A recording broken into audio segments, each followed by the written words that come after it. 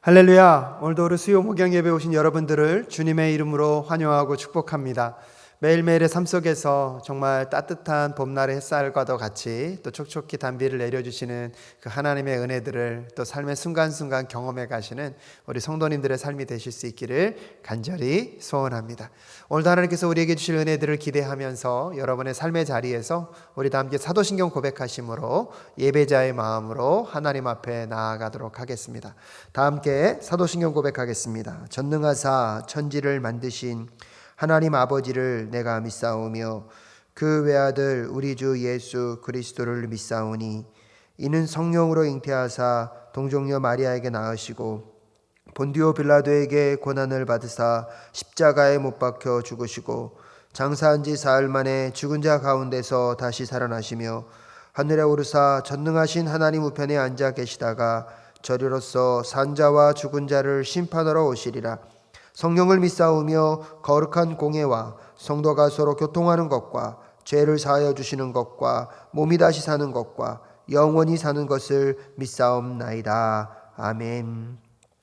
우리 이 시간 다 함께 찬송가 453장, 통합 찬송가는 506장입니다. 예수 더 알기 원하네 함께 찬양하겠습니다.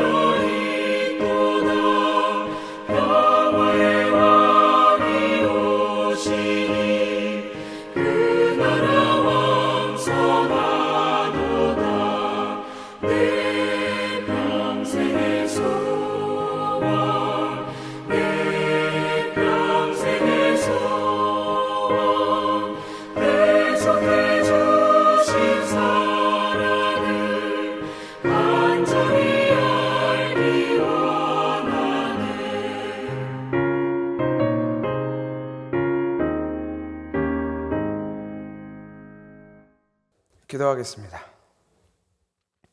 사랑과 은혜가 충만하신 하나님, 오늘도 이 자리 가운데, 예배하는 자리 가운데, 하나님을 찬양하는 자리 가운데 나오게 하심을 감사합니다. 하나님, 우리가 살아온 이 과정들마다 하나님이 함께 하셨을 줄 믿습니다. 하나님, 우리에게 날마다 동일하지 않은 새로운 은혜를 부어주심을 우리로 발견하게 하시고, 그 은혜 안에서 하나님을 찬양하며 전심으로 기뻐하는 자들 될 수 있도록 주여 인도하여 주옵소서. 하나님 아버지, 이 시간 함께 하나님 말씀을 나누고자 합니다. 하나님 아버지, 이 시간 가운데 함께 하시고 오직 하나님의 말씀만, 오직 예수 그리스도의 십자가만, 오직 그 십자가의 복음만 전달되는 시간 될 수 있도록 함께하여 주옵소서. 살아계신 예수 그리스도의 이름으로 기도합니다. 아멘. 오늘 이 시간 함께 나눌 하나님 말씀인 에스라 4장 1절부터 5절까지 함께 읽도록 하겠습니다. 에스라서 4장 1절부터 5절까지 말씀을 저희 별로 길지 않은 구절이니까 한 목소리로 함께 읽도록 하겠습니다. 함께 읽겠습니다. 시작. 유다와 베냐민의 대적은 사로잡혀 갔다가 돌아온 사람들이 주 이스라엘의 하나님의 성전을 짓고 있다는 말을 듣고서 수룹바벨과 각 가문의 우두머리들에게 와서 말하였다. 아시리아 왕 에사라돈이 우리를 여기로 데려왔을 때부터 이제까지 우리도 당신들과 마찬가지로 당신들의 하나님을 섬기며 줄곧 제사를 드려왔으니 우리도 당신들과 함께 성전을 짓도록 하여 주시오. 수룹바벨과 예수아와 그 밖에 이스라엘 각 가문의 우두머리들이 그들에게 대답하였다. 당신들과는 관계가 없는 일이요, 주 우리의 하나님께 성전을 지어드리는 것은 우리가 할 일이요, 페르시아 왕 고레스가 우리에게 명령한 대로 주 이스라엘의 하나님의 성전을 짓는 것은 오로지 우리가 할 일이요. 이 말을 들은 그 땅 백성은 성전 짓는 일을 방해하여 유다 백성의 사기를 떨어뜨렸다. 그들은 고문관들을 매수하면서까지 성전을 짓지 못하게 하였다. 이러한 방해는 페르시아 왕 고레스가 다스리던 모든 기간뿐만 아니라 페르시아 왕 다리우스가 통치하던 때까지 이어졌다. 아멘. 혹시 성도분들은 이 드라마나 영화를 보실 때 아니면 이 소설을 읽으실 때 어느 지점에서 가장 큰 흥미를 느끼십니까? 모든 스토리의 근간을 이야기하고 등장인물들의 관계를 설정해 나가는 도입부, 스토리가 전개되고 상황을 만들어가며 전반적인 줄거리가 진행되는 중반부, 모든 스토리 중에서 감정이나 상황들이 가장 고조되어 가는 클라이막스, 그리고 모든 이야기들이 정리되고 갈무리 되면서 마지막을 장식하는 엔딩까지. 어떤 파트를 제일 좋아하시나요? 제 주변에 있었던 이 드라마를 좋아하는 사람들의 이야기를 들어보면 크게 두 부류의 사람들로 나뉘는 것 같습니다. 나는 1회는 꼭 봐야 된다. 1회를 보지 않으면 드라마를 볼 수가 없다라고 말하는 사람이 있는 반면, 나는 지금까지 그 드라마를 한 번도 보지 않았다고 하더라도 마지막 회는 꼭 봐야 된다라고 말하는 사람이 있습니다. 1회를 꼭 보아야 한다고 말하는 사람은 그 드라마에서 펼쳐지는 세계관이나 등장인물들의 연결고리를 알아야만 전체 스토리를 이해하고 거기서 재미를 찾을 수 있다고 생각할 것입니다. 또 그와 반대로 마지막 회는 꼭 봐야 한다고 말하는 사람은 이 이야기의 결말이 어떻게 끝났느냐에 따라서 이 전체 드라마, 스토리에 대한 평가를 할 수 있다고 생각하는 것 같습니다. 개인적으로 저는 도입부에 흥미를 느낍니다. 이 스토리의 배경이 되는 내용들, 등장인물들이 만들어내는 흥미로운 이야기의 시작점, 그리고 그 시작점의 스토리가 저에게 얼마나 매력을 어필하고 저를 그 드라마 안으로, 그 소설 안으로, 그 스토리 안으로 끌어당기는지에 따라서 이것을 계속할지 중단할지를 결정하는 것 같습니다. 충분히 매력적인 스토리를 가지고 있는 것이라면 그것이 드라마든 영화든 소설이든지 간에 몇 시간이고 며칠이고 꼭 끝장을 내고야 마는 성향입니다. 10권 가까이 되는 소설책을 한 3, 4일 만에 다 읽기도 하고 몇십 권이나 되는 만화책을 일주일 만에 다 읽었던 적도 있습니다. 근데 저는 이 재밌는 이야기나 좀 제가 흥미를 가질 만한 이야기들은 이미 봤거나 책을 읽었거나 아니면 영화를 보았거나 드라마를 보았다고 하더라도 한 번만 보지는 않습니다. 꼭 여러 번 반복해서 읽는 버릇이 있습니다. 그런데 한 번 이미 처음부터 끝까지 내용을 숙지한 상태에서 한 번 더 보는 이야기들은 처음부터 끝까지 다 보지는 않습니다. 중간중간에 보고 싶지 않는 내용들은 건너뛰는 경우가 많습니다.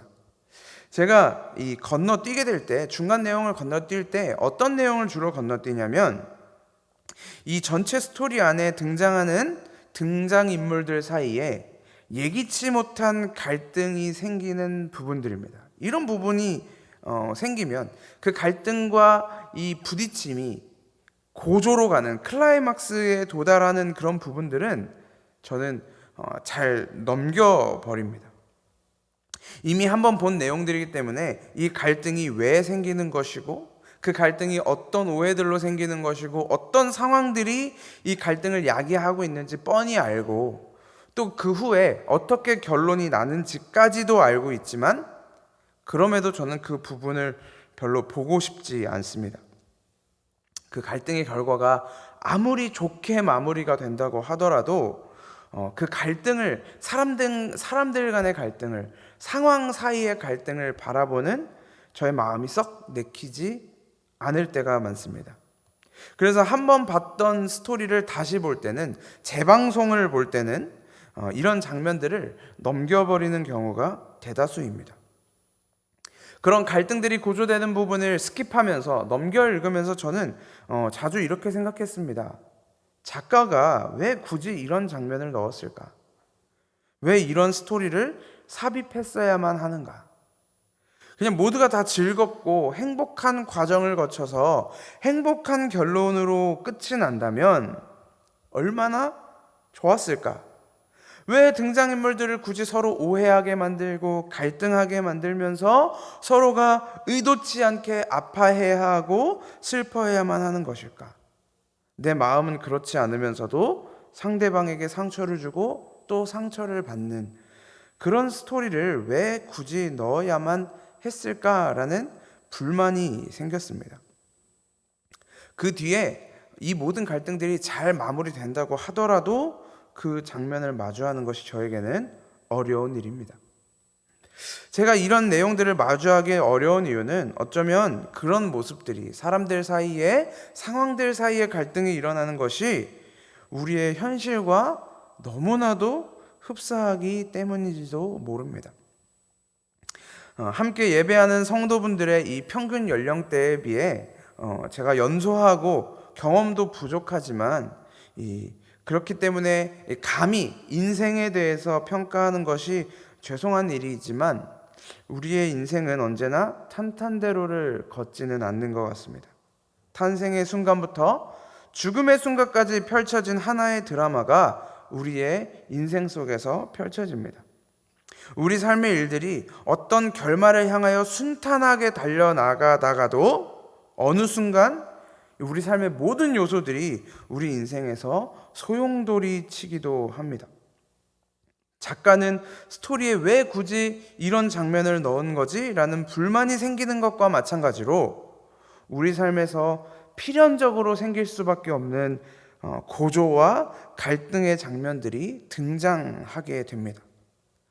저는 그 모습을 마주하는 것이 너무나 어렵습니다. 혹시 성도분들은 어떠신가요? 여러분들의 삶 속에 다가오는 이 갈등과 고조의 순간들을 어떤 방식으로 마주하고 계신가요? 그저 덤덤하게 이러한 순간들도 그저 내 삶의 작은 한 부분일 뿐이라고 생각하면서 넘어가시나요? 아니면 저와 같이 왜 이런 장면이 내 인생에 등장해야 하는가? 왜 이런 갈등이 인생이라는 드라마에 놓여 있어야 되는가라고 탄식하시나요? 아니면 아무 관심도 없으신가요? 우리 인생이라는 드라마는 사실 아직 끝을 보지 못했습니다. 아직 끝을 보지 않았기에 우리의 인생은 여전히 갈등하고 있을 것입니다. 여전히 다양한 상황들과 이야기들이 나라는 등장인물에게 주어지고 우리는 그 문제를 마주하고 헤쳐나가야만 합니다. 어떤 결론에 도달할지 모르는 그 미지의 세계를 향하여 우리 앞에 놓여진 갈등들을 하나하나 해결해 나갈 수밖에 없습니다.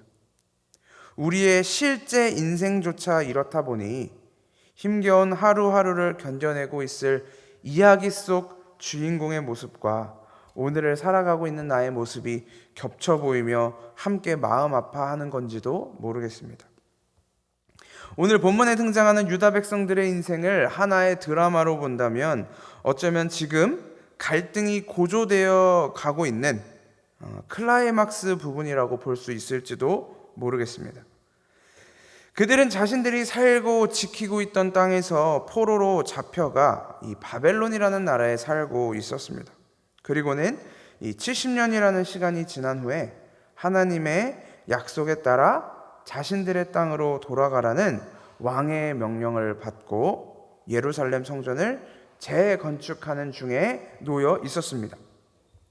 우리가 이 뒤에 이야기를 알지 못했다면, 우리가 성경의 독자로서 이 내용을 읽고 있는 것이 아니라 우리가 그 안에서 성전을 건축하고 있는 이스라엘 백성들 중에 하나였다면 침략과 멸망, 포로 생활이라는 클라이막스를 넘어 고향으로의 귀환이라는 해피엔딩으로 마무리될 수 있었을 것이라는 기대를 가졌을 것입니다. 비록 그들이 포로 생활로 잡혀가서 그곳에서 말로 설명할 수 없는 고난을 경험했겠지만 하나님의 약속을 따라 그들의 고향으로 돌아왔다는 그 감격을 만끽하면서 끝나는 한편의 스토리였을 수도 있습니다. 그런데 사실 그들의 고난이 거기서 끝나지 않습니다. 이 한창 고조되었던 클라이막스 부분에서 모든 갈등과 문제들이 해결되며 끝날 것 같았던 이 드라마는 다시 한번 갈등의 골로, 이 고난의 길로 접어들게 됩니다.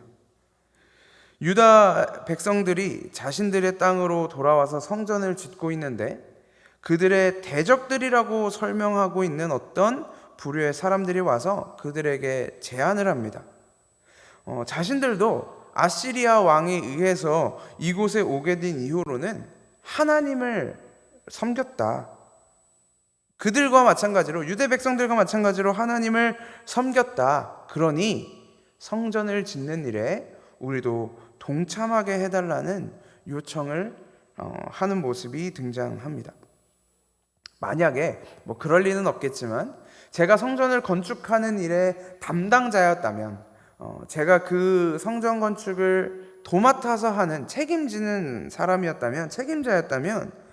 인간적인 마음으로 저는 그들을 성전 건축하는 일에 동참시켰을 것 같습니다.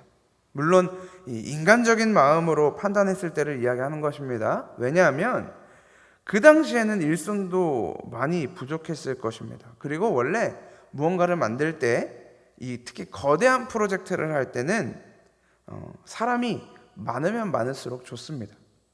의견을 모으고 의견을 조율하는 일에 사람이 많으면 배가 산으로 간다, 사공이 많으면 배가 산으로 간다라는 이야기를 하기는 하지만 이 건물을 짓고 돌을 쌓고 단순한 사람의 노동이 많이 필요한 일에는 사람이 많으면 많을수록 훨씬 더 수월해질 가능성이 높습니다. 일꾼을 한 명이라도 더 늘리는 것이 잘못된 선택처럼 보이지는 않습니다. 그래서 제가 만약에 성전 재건축의 책임자였다면 그들에게 어떠한 일정한 조건을 내걸고 대신 간섭하지 마라, 결정에 참여하라고 하지 마라, 단순히 너희는 노동력만 빌려줘라 라는 어떤 조건을 내걸고 그들을 참여시켰을 것 같습니다. 그런데 성경에 등장하는 유다 백성들, 스룹바벨과 예수아와 그리고 이스라엘의 족장들은 그들의 요청을 거절합니다. 그들이 자발적인 마음으로 도와주겠다라고 말했던 그 도움을 거절합니다. 이 성전을 건축하는 일은 자신들의 이름으로 자기들끼리만 마무리하겠다고 이야기합니다. 건축을 돕겠다라고 말하는 그들의 제안도, 그리고 그들의 도움을 거절할 수밖에 없었던 이스라엘의 지도자들의 입장도 모두 이해할 만합니다. 이 성전 건축이라는 것이 그들에게 있어서는 단순한 건물을 다시 짓는 일이 아닌 자신들의 하나님의 백성으로서의 정체성을 회복하는 일이었을 것이기 때문입니다. 이런 일은 우리의 삶에서도 흔하게 발생할 수 있습니다. 누군가가 도움을 요청하고 혹은 제안을 하고 우리는 거절해야 하는 그런 일들 말이죠. 문제는 이 거절당한 유다와 베냐민의 대적들, 우리가 도와주겠다고 이야기했는데 그걸 거절당한 이 사람들이 앙심을 품기 시작했다라는 것입니다. 성경이 소개하고 있는 것처럼 유다와 베냐민의 대적이었던 그들은 거절을 당했다는 수치심이 때문이었는지, 아니면 그들이 거절을 할 것을 알고 덫을 놓고 기다린 것인지는 모르겠지만, 아무튼 자신들의 도움 제안이 거절당했다라는 이유로 성전 건축을 방해하기 시작합니다. 그 성전 짓는 것이 뭐라고? 다른 나라 사람들이 자기의 나라로 돌아와서 자기가 섬기던 신의 성전을 짓겠다는 일을 생판 남인 사람들이 반대하고 거절하는 것입니다. 방해를 하는 것입니다. 그것을 방해하기 위해 관리들에게 뇌물까지 줍니다. 그러면서 계속 그들의 성전 건축을 막았습니다. 그들의 방해 공작은 생각보다 집요했습니다. 아닥사스다 왕 때에 편지를 써서 본격적으로 그들의 성전 건축을 중단하게 만듭니다. 그 이유는 이것이었습니다. 이 성전이 완성되면 당신 나라, 당신의 왕권을 위협할 것입니다. 당신들에게 해가 될 것이 명확합니다. 그러니 중단하게 명령하십시오 라는 상소문을 적어서 올립니다. 그리고 실제로 그렇게 되었습니다. 현지에 성전 짓는 거 중단하라 라는 명령이 떨어지죠. 오늘 저희가 함께 읽지는 않았지만 에스라 4장 24절에 보면 예루살렘에 있는 하나님의 성전 공사는 다리우스 2년에 이르기까지 중단되었다라고 이야기하고 있습니다. 고레스 왕이 성전을 재건하라는 명령을 내렸고, 그렇게 첫 돌을 놓았을 때 누군가는 환호하였고 누군가는 그 북받쳐 오르는 감정을 감당할 수 없어서 통곡할 만큼 기뻐하는 모습이 에스라 3장에 등장하지만 얼마 가지 않아서, 그 환희와 기쁨의 시간이 얼마 가지 않아서 중단되어 버렸습니다. 그들의 환희가 끊어졌습니다. 그들의 기쁨이 끊어졌습니다. 그들은 다시 그 자리에 주저앉아 버렸고 그들은 다시 무력함에 빠져들게 된 것입니다. 소설이나 드라마에 등장하는 그 갈등의 고조, 클라이막스에 도달한 것처럼 이스라엘 백성들의 성전 건축 또한 이런 상황에 직면하게 된 것입니다. 이런 상황에서 저는 드라마를 보면서 작가에게 던졌던, 감독에게 던졌던 질문을 똑같이 던져보게 됩니다. 왜 굳이 이렇게 하셨을까? 왜 굳이 이스라엘 백성들 앞에, 유다 백성들 앞에 이런 전개가 이루어져야 하는가라는 질문입니다. 70년간의 포로 생활 이후에 시작된 그들의 귀환, 그리고 성전 건축, 그렇게 환희에 차고 기쁨에 찼던 순간이 왜 이렇게 중단되어야 하는 것입니까? 이것은 무엇을 의미하는 것입니까? 도대체 하나님은 왜 그들에게 귀환과 성전 재건축을 허락하셨다가도 이러한 방식으로, 이런 형식으로 중단을 시키셔야만 했던 것일까요? 성전 건축의 시작, 그리고 중단되는 이 상황 속에서 하나님이 유다의 백성들에게, 그리고 동시에 오늘 이 본문을 읽는 우리에게 전하시는 말씀은 무엇일까요? 하나님은 왜 대적들의 반대를 통해 성전 재건의 길을 중단시키시는 것일까요? 성경은 성전 건축이 다리우스가 다스린 지 2년에 이르기까지, 다스린 지 2년째 되기까지 중단되었다고 말합니다. 그 이야기는 무엇을 의미하냐면 다리우스 왕이 다스린 지 2년이 지난 후에 다시 성전 건축이 시작되었다라는 것을 의미합니다. 이 성전이 다리우스 2년에 재건되기 시작하는데 그 시작점에 아주 익숙한 이름이 하나 등장합니다. 바로 선지자 학개입니다.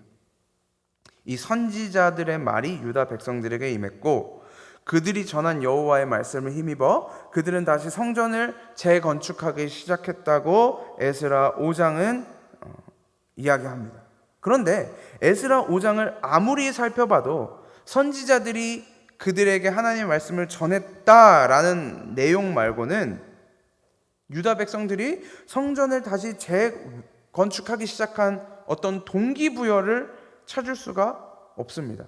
선지자들이 도대체 무슨 말을 했길래, 그들의 삶에 어떤 변화가 일어났길래, 그들이 어떤 이야기를 듣고 어떤 상황을 마주했길래 그들이 좌절해 있던 그 상태에서 다시 성전을 건축하기로 결정하는 단계까지 갈 수 있었을까?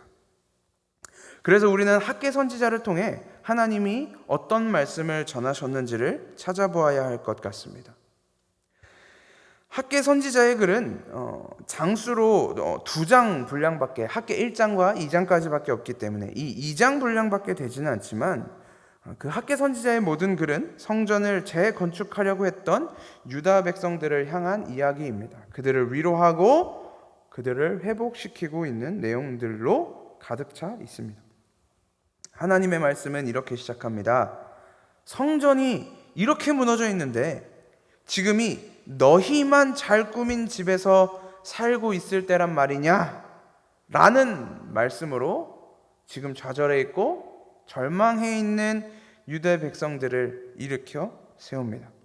아마 성전 건축이 중단됐던 그 시기에도 이들은 자신들이 살고 자신들이 지내야 할 집은 잘 꾸미고 살았던 모양입니다. 하나님을 향한 원대한 꿈을 가지고 그들은 길을 떠났었지만 하나님의 영광이 임했던, 하나님의 임재가 있었던 그 성전을 다시 아름답게 재건하자라는 꿈을 가지고 자신들의 고향 땅으로 돌아왔는지 모르지만 자기들 앞에 놓인 현실의 문제들에 부딪히면서 그 자리에 안주해버리고 만 것입니다. 이 이야기들, 이런 스토리들, 어디서 자주 듣던 이야기의 흐름처럼 보이시지 않나요? 우리는 성경의 여러 인물들을 통해 이런 일들이 반복되는 것을 발견할 수 있습니다. 하나님의 말씀을 따라 고향과 친척과 아버지의 집을 떠났던 아브라함은 자기의 고향을 떠나 하나님이 보여주실 땅으로 가다가 아직 도착하지도 않았는데 하란이라는 땅에 머물러 거기서 지체하기도 합니다. 거기서 안주해버리는 것이죠. 야곱은 라반의 집에서 수십 년이나 머물다가 눌러 앉아버립니다. 자신이 베델로 돌아가겠다고 했던 그 이야기를 까마득히 잊은 채 그 자리에 머물러 버리죠. 모세를 통해 인도함을 받았던 이스라엘 백성들도 약속의 땅으로 가기까지 광야에서 지체하게 만드십니다. 그러나 우리가 이 아브라함의 이야기, 야곱의 이야기, 그리고 이스라엘 백성들의 이야기를 통해서 발견할 수 있는 것은 하나님께서 그 믿음의 조상들을 그 지체하는 자리 가운데, 그 안주하고 있던 자리에 영원히 머물게 하지 않으셨다라는 것입니다. 하나님이 그들을 자기의 말씀으로 인도하시고 그들의 삶을 하나님이 약속하신, 자기가 약속했던 그 약속의 땅으로, 말씀의 자리로 결국에는 인도하여 내신다는 사실을 우리는 발견할 수 있습니다. 우리도 신앙생활을 하다 보면 때로는 믿음으로 나아가더라도 지체하는 순간들이 반드시 올 것입니다. 하나님의 약속을 신뢰하며 환희의 탄성이 나올 때에도 감당이 되지 않는 기쁨과 감격으로 이 눈물과 곡소리가 터져나오는 시기를 경험했다가도 또다시 지금 서 있는 위치에서 지체하고 쓰러지고 낙담하고 좌절하는 순간들이 올 것입니다. 하나님의 약속을 믿고 하나님을 사랑하는 그 마음을 가지고 선하신 하나님이라는, 하나님은 선하시다는 그 믿음을 가지고 기대를 가지고 나아가다가 그 모든 기대가, 나의 모든 기대가 무너지고 하나님이 내 앞길을 모두 가로막으시는 것처럼 느껴지는 순간도 반드시 찾아올 것입니다. 그러나 우리는 현재 상황에, 세상이 주는 안정과 편안함이 주는 이 세상의 상황과 환경들에 안주하고 지체한다고 할지라도, 우리가 비록 그 자리에 머문다고 할지라도 하나님은 반드시 우리의 연약한 무릎을 일으켜 세우실 것입니다. 하나님이 우리를 인도하시겠다고 약속하신 그 약속의 땅으로 다시금 이끌어 들이실 것입니다. 학개에게 임한 하나님의 말씀이 그 자리에 안주하고 머물러 있던 유다 백성들을 일으켰던 것처럼 오늘도 하나님의 말씀이 우리를 다시 일으키실 것입니다. 더 나아가 건축이 중단된 성전을 향한 하나님의 원대한 그림, 이 성전이 어떻게 세워져야 하고 이 성전이 유다 백성들에게, 그리고 그 자리에는 함께 하지 않았지만 곧 함께 하게 될 이방 민족들에게 어떤 의미로 세워지는지 하나님은 인간의 기대보다 더 원대한 그림을 그리고 계셨습니다.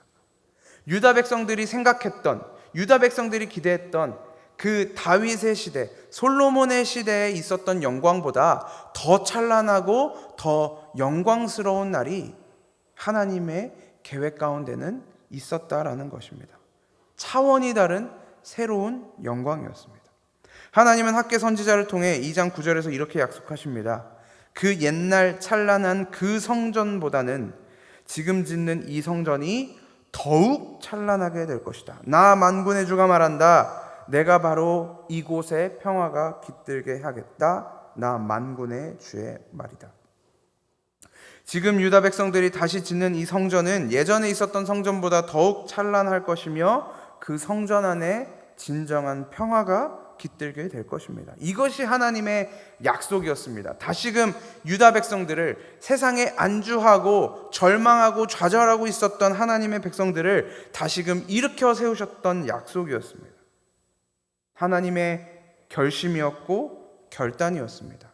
하나님이 약속하셨기 때문에 이 약속은 반드시 성취될 것입니다. 이 약속은 무너지지 않을 것입니다. 하나님의 이 성전을 향한 약속이 어떻게 완성되었습니까? 무엇으로 완성되었습니까? 바로 이 땅에 성전으로 오신 예수 그리스도를 통해 완성된 것입니다. 실제로는 포로 귀환 후에 지어졌던 이 수룹바벨 성전이 이미 역사 속으로 사라져 버렸습니다.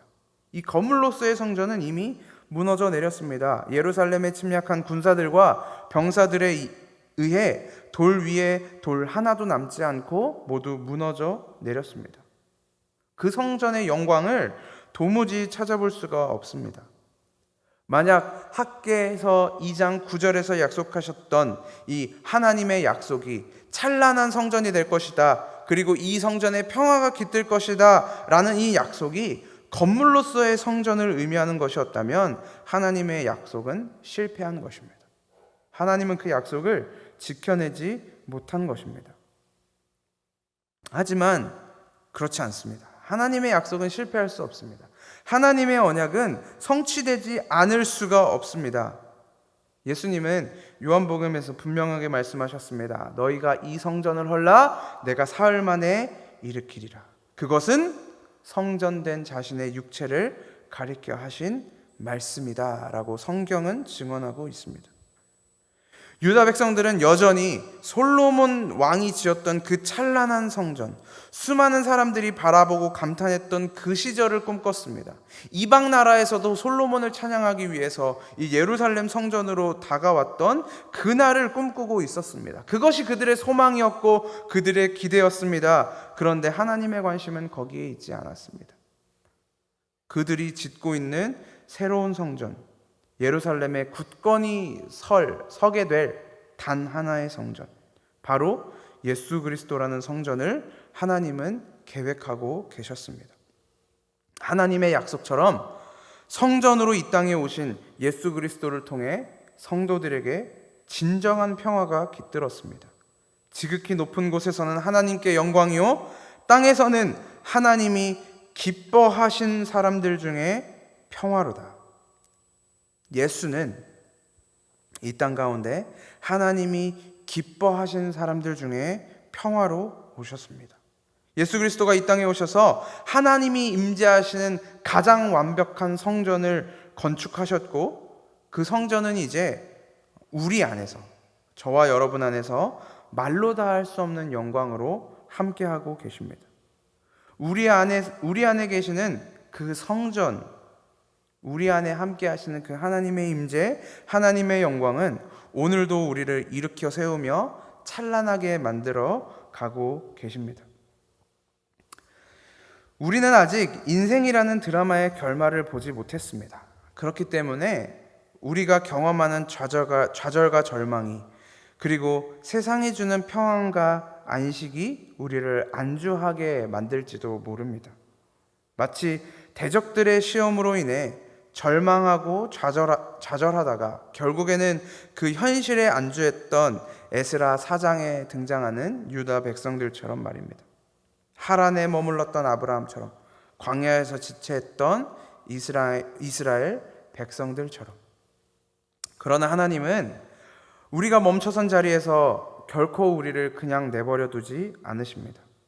하란에서 지체하던 아브라함을 말씀으로 다시 찾아가 일으키시고, 라반의 집에 머물던 야곱에게 베델을 떠올리게 하시고, 광야에서 지체하던 이스라엘 백성들에게 약속의 땅 가나안을 바라보게 하셨던 것처럼 안주하고 머물러 있던 유다 백성들에게 찬란한 성전을 약속하시며 그 말씀으로 다시 일으키셨던 것처럼 오늘도 우리를 그 자리에서, 절망하고 좌절하고 또 안주하고 있는 그 자리에서 다시금 일어서게 만드실 것입니다.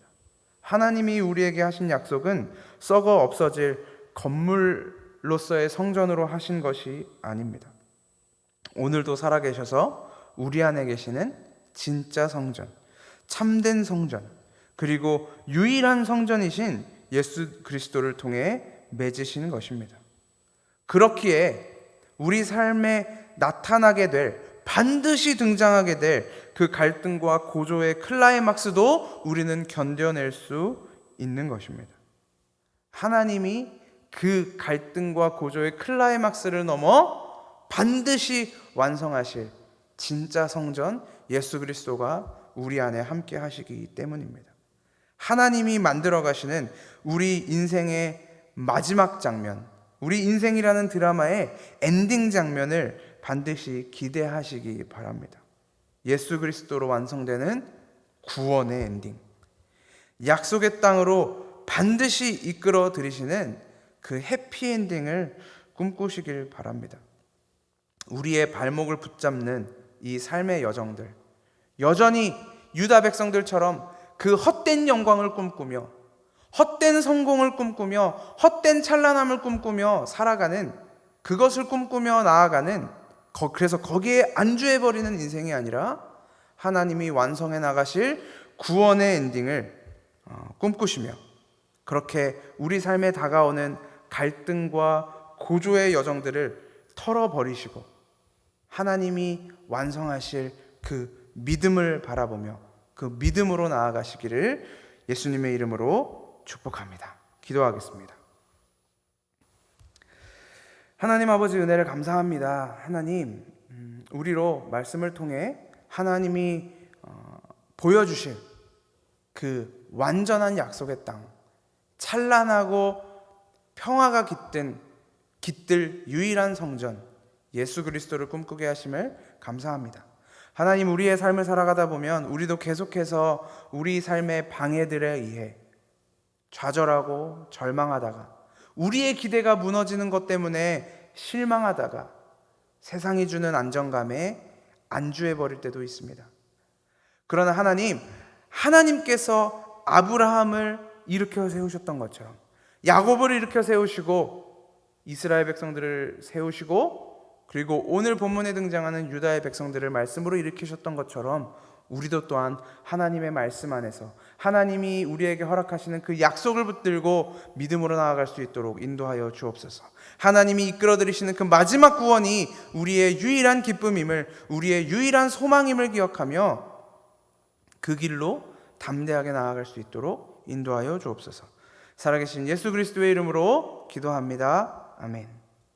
우리 함께 찬송가 412장, 통합찬송가는 469장입니다. 내 영혼의 그 깊은 데서 함께 찬양하겠습니다.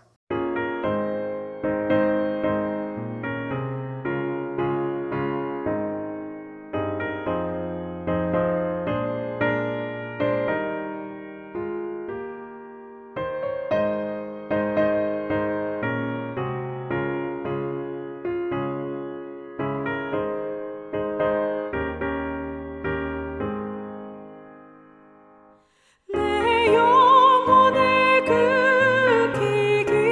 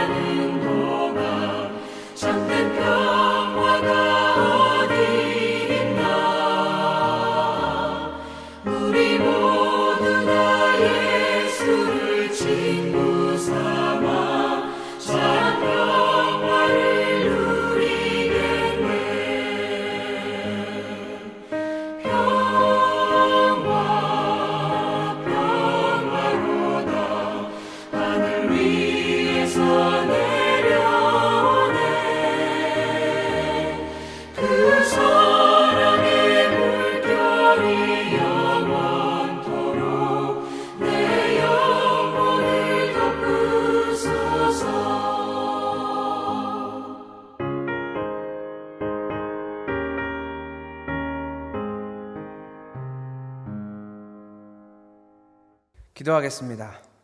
하나님 은혜를 감사합니다. 하나님 오늘도 우리에게 말씀을 통해 우리의 믿음의 선배들을 통해 우리가 또 나아가야 할 그 길을 보여주심에 감사합니다. 하나님 우리는 오늘도 내일도 또 그리고 우리가 예측하지 못한 어느 순간에 절망을 마주하게 될 것입니다. 또 좌절하게 될 것입니다. 또 넘어질 것입니다. 우리의 기대가, 인간들의 기대가, 이 죄악이 가득한 내 생각의 기대가 무너지고 절망하고 좌절될 때마다 우리는 또 그 자리에 넘어질 것입니다. 또 그 자리에 안주해버릴 것입니다. 그러나 하나님, 우리가 간구하옵기는 하나님의 말씀으로 우리를 다시금 일으켜 세워주옵소서. 하나님이 보여주시는 그 완전한 구원을 향하여, 유일한 소망을 향하여, 그리고 하나님이 이끌어드리실 그 구원의 엔딩을 향하여 믿음의 눈을 들어 나아갈 수 있는 주님의 성도들 될 수 있도록 인도하여 주옵소서. 살아계신 예수 그리스도의 이름으로 기도합니다. 아멘.